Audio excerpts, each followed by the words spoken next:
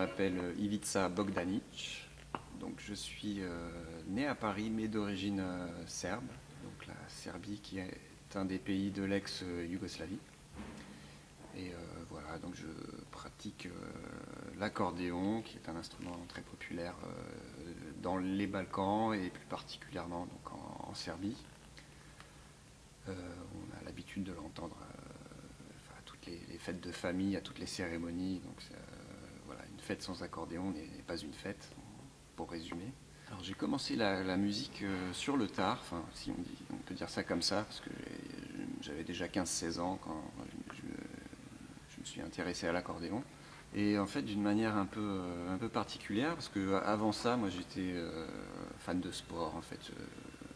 Toute mon adolescence, voilà, je pratiquais du sport, du basket, du foot. Enfin, ma chambre était tapissée de posters de sportifs. Et dans les années 90, donc il y a eu un événement qui s'est passé dans les Balkans, qui est la guerre en Yougoslavie. Et c'est là que tout s'est déclenché un petit peu pour moi, parce que j'étais de culture, enfin de double culture, on va dire, franco-yougoslave. À partir de ce moment-là, ce qui s'est passé, c'est qu'on m'a dit, bah, maintenant tu n'es plus vraiment yougoslave, tu es serbe d'abord avant d'être yougoslave. Donc ce que je ne comprenais pas trop. Cet événement-là m'a un peu incité à creuser dans mes origines, dans mes racines, pour voir ce que ça voulait dire tout simplement. Et le moyen que j'ai trouvé pour ça, c'était la musique. Donc là, j'ai découvert les musiques traditionnelles de Serbie, des Balkans, et plus ça allait, plus ça me passionnait. Le fait que j'ai commencé tard la musique, ça m'a... j'ai vu que j'avais aussi beaucoup de retard à rattraper par rapport à ça. Et donc c'est peut-être pour ça que j'ai persévéré et je m'y suis intéressé autant pour finalement faire mon métier quoi, de musicien de musique traditionnelle et plus large. Donc l'accordéon, donc ce que je disais, c'est vraiment l'instrument le plus populaire par chez nous.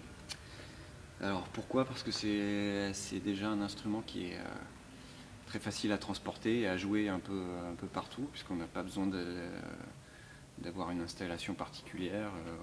On vient avec son instrument, voilà, on prend les bretelles, on les met sur soi. Et l'avantage de l'accordéon, c'est que on peut aussi s'accompagner en chantant. Donc chanter, et puis grâce à cette partie-là qui s'appelle les basses, enfin, toute la partie main gauche, donc on peut jouer les rythmiques. Et avec la main droite, qui est un clavier piano, mais bon, il existe des accordéons à clavier bouton, très populaires en France d'ailleurs, où on peut jouer justement les mélodies et aussi également s'accompagner. Après la partie technique, bon, c'est un instrument à vent, puisqu'il y a un soufflet dans lequel on fait passer de l'air, qui à l'intérieur fait vibrer des hanches, un peu comme un harmonica. Donc c'est la même famille, mais en même temps ça reste... donc il y a un clavier, donc voilà, c'est un peu un multi-instrument, je dirais.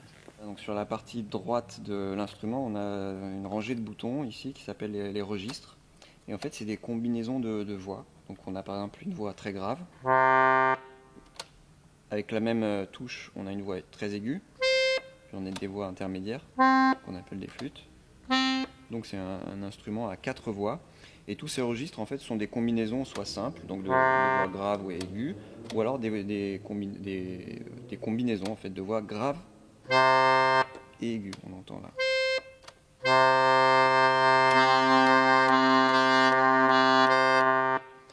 Voilà. Et l'intérieur en fait ça se passe comme ça, c'est-à-dire qu'on a des... Je sais pas si on voit très bien, on a des soupapes qui viennent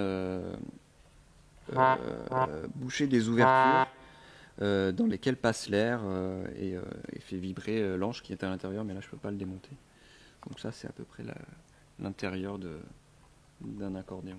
Super, merci.